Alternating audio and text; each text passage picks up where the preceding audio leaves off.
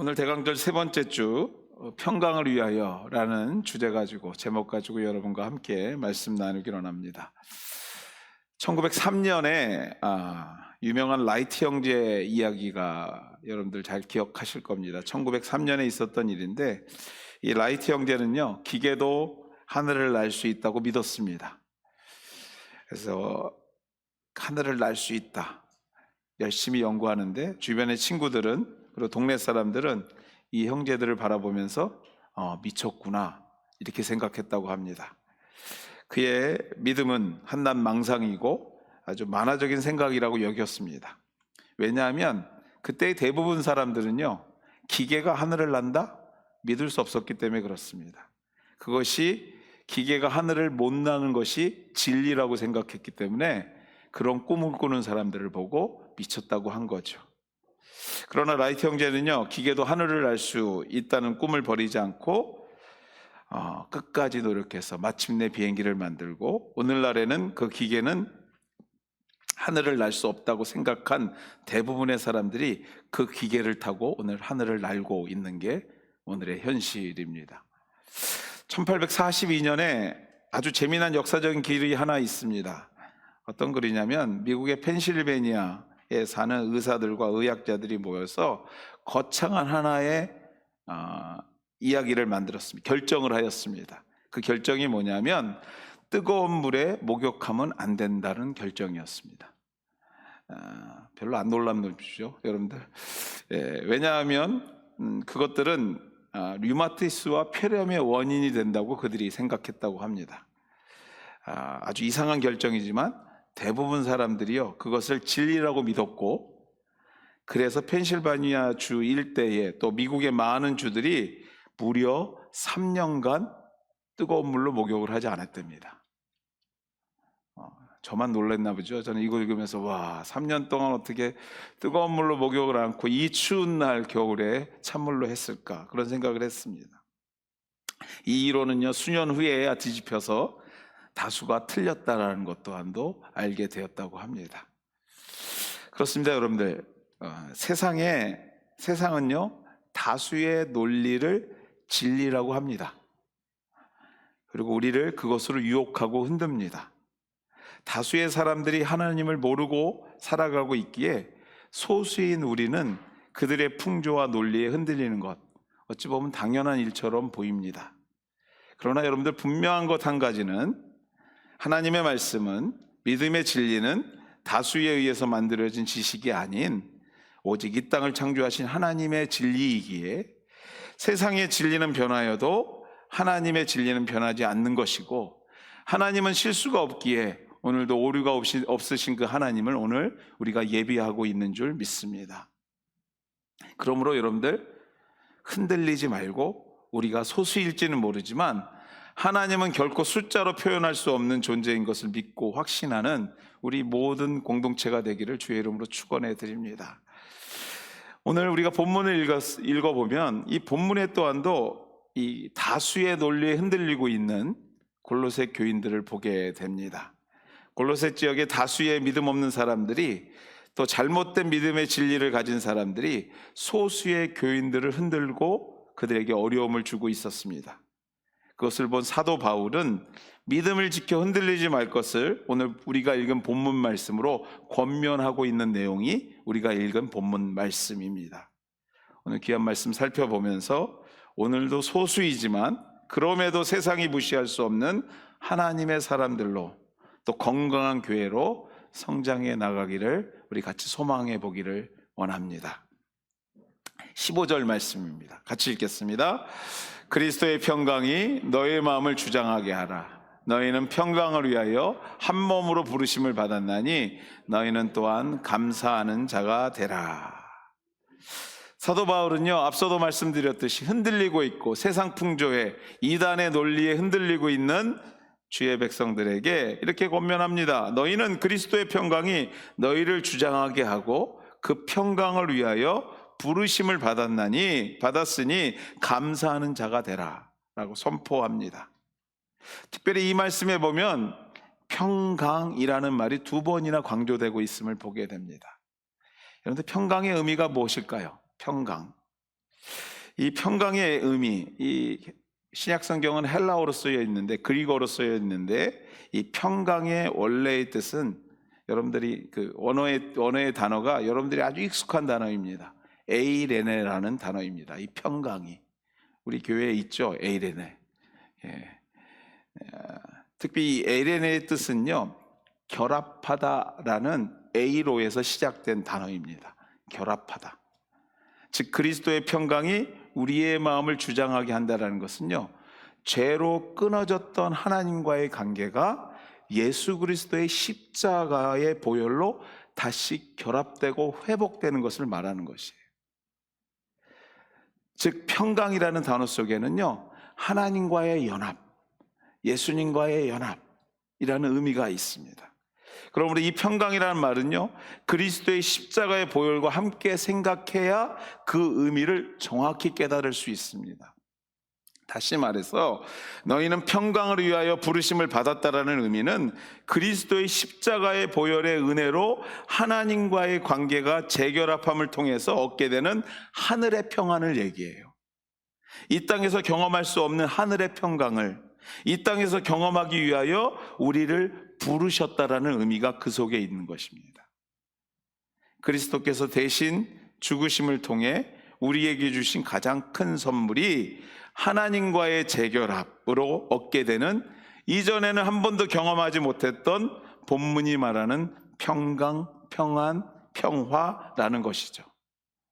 요한복음 말씀에 보면 이런 말씀이 있습니다. 14장 27절 말씀입니다. 같이 한번 읽을까요? 평안을 너희에게 끼치노니 곧 나의 평안을 너희에게 주노라. 내가 너희에게 주는 것은 세상에 주는 것과 같지 아니하니라. 너희는 마음에 근심하지도 말고 두려워하지 말라. 세상에서 말하는 평안과 평화는 우리가 말하고 있는, 그리스도인들이 말하고 있는 평화와 평안과는 다르다라는 것이에요. 왜냐하면 우리가 말하는 평화는 예수 그리스도의 피값으로 얻어지는 평화이기 때문에 그래요. 세상이 말하는 평화가 아니라 하늘의 평화, 세상이 느끼지 못하는 평화를 우리에게 선물로 주시겠다라는 것입니다. 신학적인 용어이지만 우리가 흔히 쓰는 말로 하자면 이런 말입니다. 구원의 확신입니다. 구원의 확신. 왜 골로새 교인들이 지금 흔들리고 있습니까, 여러분들? 세상의 풍조 때문입니다.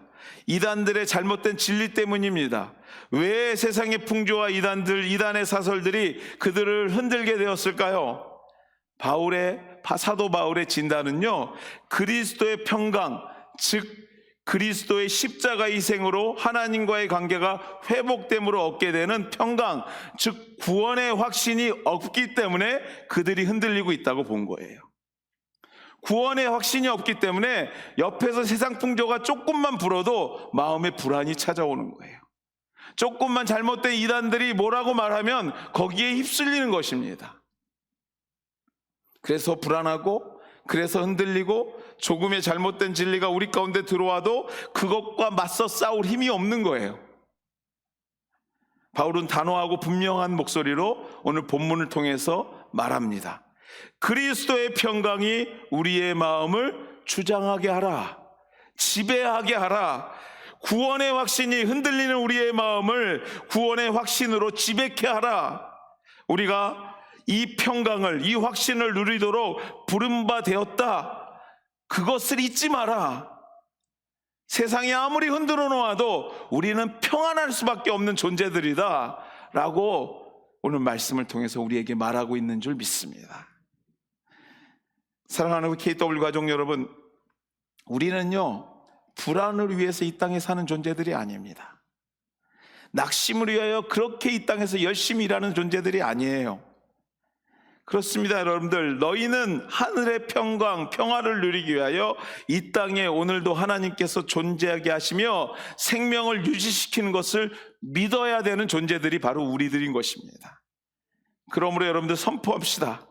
오늘도 나의 마음을 불안케 하고 낙심케 하고 좌절케 하는 그 무엇이 있다면 그리스도의 평강이, 그리스도의 평화가, 그리스도의 화평이, 구원의 확신이 나의 마음을 지배하며 나는 그 평강을 위하여 부르심을 받은 하나님의 백성인 것을 여러분들 선포하셔야 돼요. 나는 불안할 사람이 아니에요. 왜? 하나님이 나를 부르신 이유가 평강을 위해서 부르셨기 때문에 그렇습니다. 그러므로 다 같이 한번, 제가 이렇게 하자고 그러면 불안한데요. 일부 예배 때는 소리가 조금 그랬는데 여러분들 믿고 제가 한번 해보겠습니다. 우리 다 같이 이렇게 선포했으면 좋겠습니다. 한번 해볼까요? 그리스도의 평강이 우리의 마음을 지배케 하소서. 아멘. 다시 한번 해보겠습니다. 그리스도의 평강이 우리의 마음을 지배하게 하소서. 아멘. 사랑하는 여러분들, 우리는 불안과 낙심이 아닌 하늘의 평강을 누리기 위해 부름바 되신 분들입니다. 그러므로 우리는 누릴 자격이 있어요. 구원의 확신으로 하늘의 평화가 이 대강절 절기에 우리를 지배케 하는 하나님의 능력을 경험하는 우리 모두가 되기를 소망합니다. 이미 우리는 하나님과의 관계가 회복되고 다시는 낙심자로, 불안한 자로 돌아갈 수 없는 존재들입니다. 그럼에도 불구하고 우리의 삶을 되돌아보면 늘 불안하고 넘어져요. 매일 삶 속에서 연약한 우리의 모습을 발견하게 됩니다. 알면서도 넘어져요. 그게 아니라는 거를 오늘도 듣고 내일도 들었는데도 자꾸 넘어져요. 제가 이제는 그런 일이 없는데요. 그런 것이 없는데, 아이들이 한창 클 때 이 겨울만 되면 현관 앞에다가 이렇게 플라스틱 모양의 검은 이렇게 그 신발 부츠 놓는 그 플라스틱 판을 놓고 살았습니다. 이유는 한 가지. 아이들이 맨날 흙 묻혀오고 막 눈 묻혀오고 그러니까 앞이 질퍽해지는 거예요. 그러니까 그거 조금이라도 막아보려고 그거를 우리 아내가 이렇게 갖다 놨겠죠. 근데 어느 날 제가 집에 들어오는데 그게 발에 툭 걸리면서 넘어질 뻔하는 거예요. 근데 그날만 그런 게 아니라 들어올 때마다 발에 걸려요, 그게요. 그래서 어느 날 들어와 갖고요, 아무도 모르게 제가 갖다 버렸습니다. 확 집어버리고 애들은 알아서 졌던 말던 뭐 이제 알아서 했으면 좋겠다. 제가 갖다 버리면서 한 가지 깨달은 게 있었습니다. 별일 아니지만 그때 깨달은 게, 결국 내 손으로 들어다가 문제의 깔판을 버려야지 뭔가 해결이 되더라고요. 그냥 자꾸 왔다 갔다 하니까 넘어질 뻔도 했어요. 얼마나 화가 났으면 제가 갖다 버렸겠어요.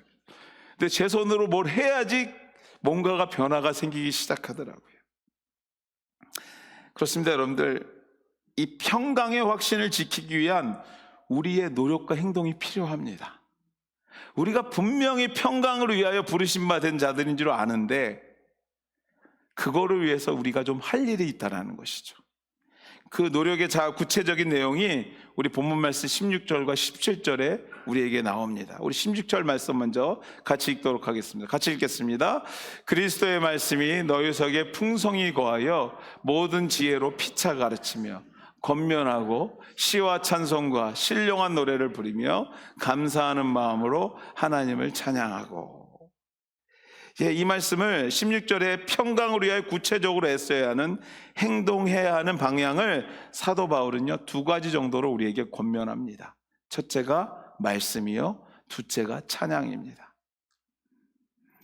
평강의 확신을 위하여 애써야 하는 첫 번째 말씀 생활이 우리에게 중요하다고 바울은 우리에게 권면합니다. 유진 피터슨이라는 신학자가 쓴 성경에 보면요, 이 16절 말씀을 이렇게 말합니다. 같이 한번 읽을까요? 그리스도의 말씀, 곧 메시지가 여러분의 삶을 마음껏 드나들게 하십시오. 메시지가 여러분의 삶에 속속들이 스며들도록 충분한 자리를 만드십시오. 말씀이 여러분의 삶을 마음껏 드나들게 하고 속속들이 스며들도록 충분한 자리를 만들라. 건강한 평강을 누리기 위한 사도 바울의 조언입니다. 정말 여러분들이 그 평강한 삶을, 우리가 누려야 되는 삶을 정말 진정으로 누리기 원하십니까? 주의 말씀이 여러분의 삶에 속속들이 스며들고 날마다 드나들 수 있도록 그 공간을 내어주라는 것이에요. 그렇습니다, 여러분들. 우리가 현실을 직시할 필요가 있습니다. 말씀이 오늘도 나의 삶을 마음껏 드나들고 있는가? 충분히 속속들이 스며들고 있는가? 누군가 여러분에게 질문했을 때에 예, 그렇습니다, 저는 충분합니다 대답할 수 없다면, 부족함을 느끼고 있다면, 적어도 여러분들이 성도라면, 예수 그리스도를 믿는 분들이라면 오늘 여러분의 갈등과 불안과 낙심의 치유의 시작을 말씀으로부터 시작해야 된다는 것이에요. 말씀을 내 삶 속에 더욱더 집어넣는 것으로 시작해야 된다는 것입니다. 왜 더 많은 물질에서 평강을 찾고요? 왜 더 높은 명예와 성공에서 평강을 찾고 있느냐? 성경은 우리에게 역으로 질문하고 있는 것입니다. 아니, 거기에는 진정한 평강과 평화와 평안이 없다고 오늘 성경은 정확히 지적하고 있는 것입니다. 매일 나도 모르는 순간, 아침에 여러분들 눈을 뜨는 순간 여러분의 손에 뭐가 있던가요? 모르긴 몰라도 이 자리에 계신 분들 10 중에 9은요 손에 들려있는 전화기를 통해서 세상 뉴스부터 시작하실 것입니다. 아닙니다. 여러분들, 나도 모르게 세상의 소식을 접하는 그 순간의 시간을 하나님의 말씀의 시간으로 바꿔가는 순간, 우리는 세상이 알 수 없는 송이 꿀송이보다도 더 달고 깊은 말씀의 평안을, 그 은혜를 경험하게 되고요, 세상에 치유할 수 없는 우리의 원초적인 갈등과 불안과 낙심을 말씀이 그때서부터 치료하기 시작한다는 것이에요. 말씀이 우리를 단단하게 만들 뿐만 아니라 흔들리지 않도록 붙들어주고 오늘 하루 어떻게 살아야 될지 방향을 정하게 만들어준다는 것입니다. 충분하지 않습니다. 지금보다 더 많은 시간이 필요합니다. 말씀이 여러분의 삶을 마음껏 드나들게 하고 속속들이 스며들 수 있는 충분한 자리를 만들어야 합니다. 사랑하는 우리 KW 가족 여러분들, 이 연말에 여러분들 어떤 생각으로 한 해를 마무리하고 계십니까? 아니, 이 대강절에 어떤 생각을 가지고 한 주간 한 주간 보내고 계십니까? 지금보다도 더 많은 말씀의 은혜의 시간들이 여러분의 삶을 지배할 수 있도록 여러분의 시간을 내어주십시오. 그 순간 여러분의 마음에 찾아오는 불안과 걱정과 근심과 갈등들이 주 예수의 이름으로 물러갈 줄 믿습니다. 하나님께서 정리해 주시고 하나님께서 새롭게 하실 것입니다. 또한 여러분들, 오늘 성경에서는 이렇게 말합니다. 평강의 확신을 위하여 애써야 하는 두 번째 요소가 찬양이라고 말합니다. 찬양. 마음을 다해 하나님을 노래하고 찬양하십시오. 평강의 하나님이 여러분의 메마른 영혼에, 가뭄 가운데 말라가는 여러분의 마음밭에 은혜의 담배를 주시겠다고 약속하고 계시는 줄 믿습니다.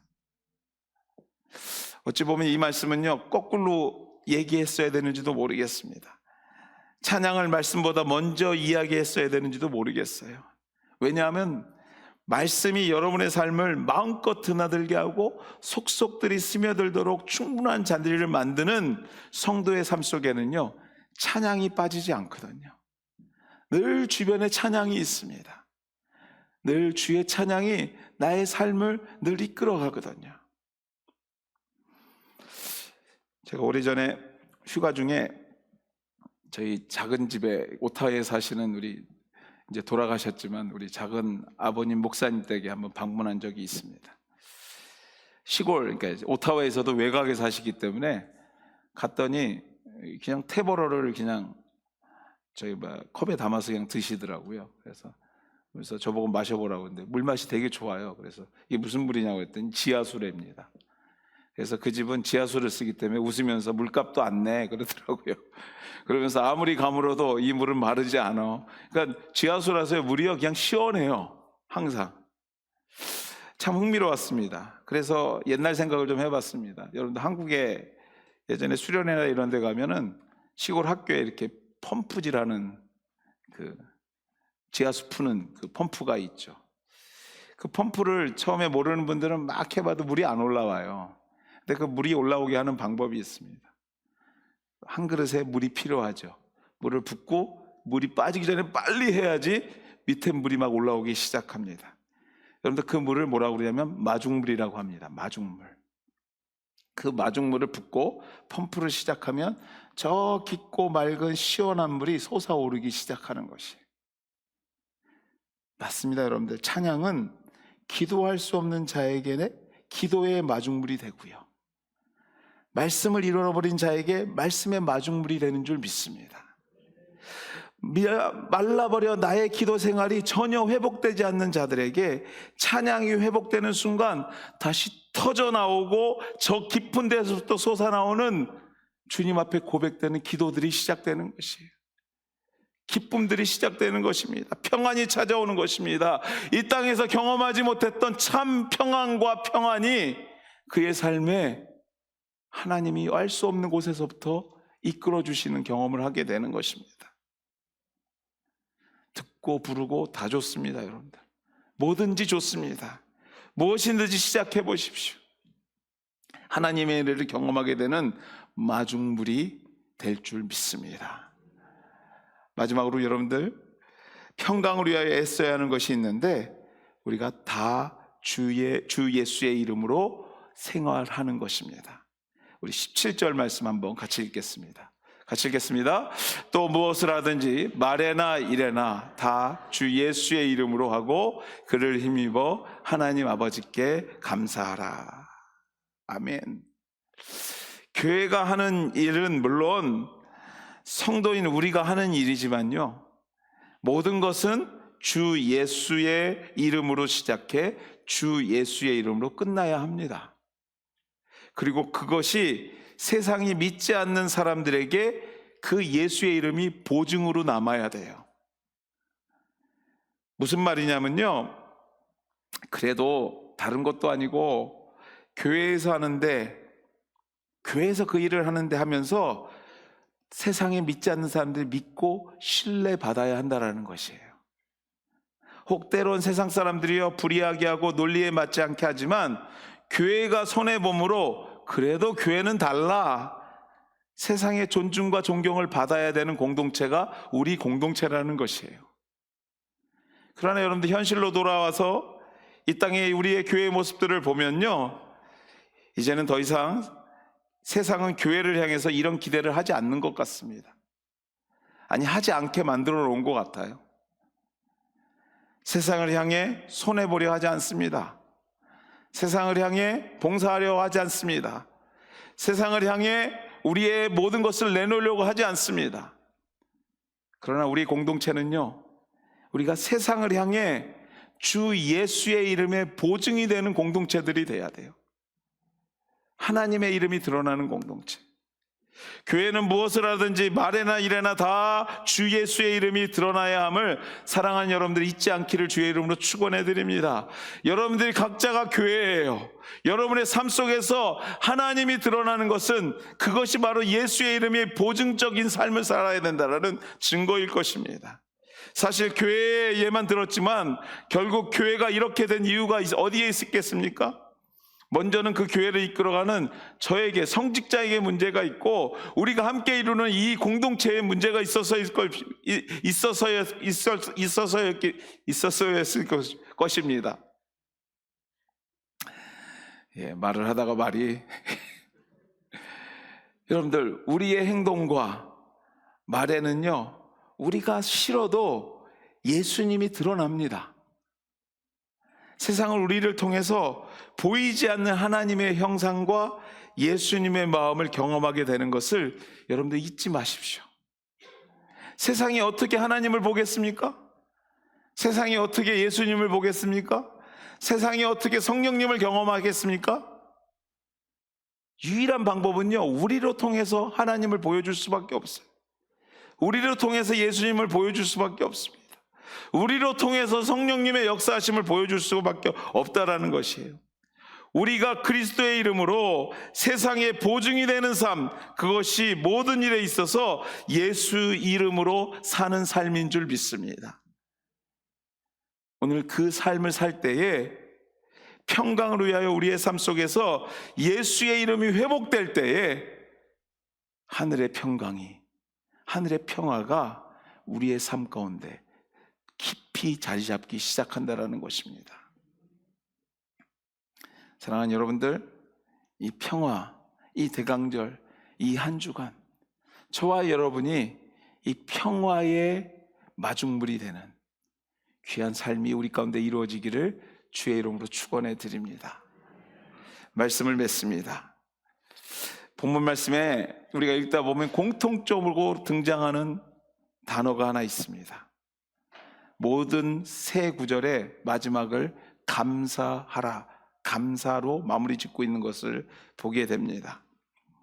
사랑하는 여러분들, 그리스도의 평강이 우리를 지배하는 삶, 그 평화가 회복될 때에, 구원의 확신이 회복될 때에 같이 회복되는 것이 하나 있는데, 그것이 뭐냐면요, 감사입니다.